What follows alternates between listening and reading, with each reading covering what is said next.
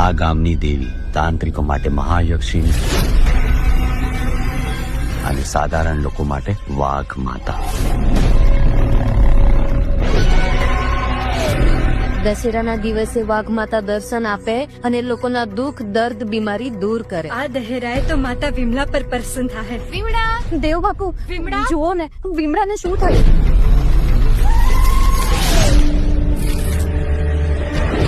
આ દેવબાપુ કોણ છે? દેવબાપુ આ જંગલના સાચા સેવક એમ સમજો સાહેબ. દેવોની ભાષા જાણે અને સેવા કરે નિસ્વાર્થ ભાવ. આ પહેલા તમારું પોસ્ટિંગ ક્યાં હતું? Gir national park. આ આટલી સારી જગા છોડીને તમે આ વિરાન જંગલમાં શું કામ આવ્યા? જંગલમાં આગ લઈને ક્યાં જવું છે? તમે હોય કે તમારા દેવબાપુ? પેલા પરમિશન લઈને આવો. हमारी आसपास तो 8 रोगियों છે. આખું ગામ બીમાર છે. આ બધું તો ખુલ્લા પગાને કારણે જ થઈ રહેલું છે. આ ખુલ્લા પગા શું છે? ખુલ્લો પગો એકવાર વળગે ને એટલે ખલ્લાસ. આપણે સામગાન કરીશું. એમાં શું કરવાનું હોય? વાઘ માતાનું આહવાન અને એની આરાધના. આ જંગલમાં ક્યાંય વાઘ છે? એટલે હું આવ્યો ત્યારથી રોજ રાતના મને વાઘની ત્રાડ સંભળાય છે. મને બધાની ચિંતા થાય છે. મારે તમારી વિદ્યા શીખવી છે.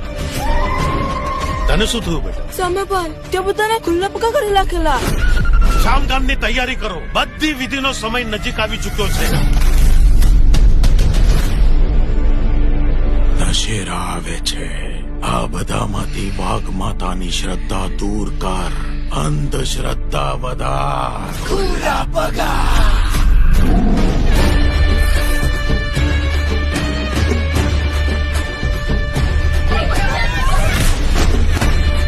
માં કઈ કહી રહ્યા છે? શું? રાહુ. એ વાઘ માતાને કોઈના શરીરમાં કેદ કરીને ફરીથી લઈ જવા માંગે છે.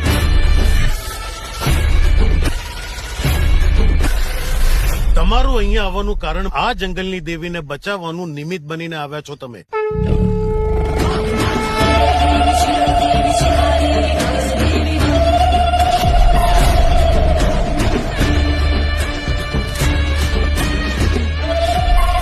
હું વીર પુરોહિત, આપણા જંગલનો નવો રક્ષક.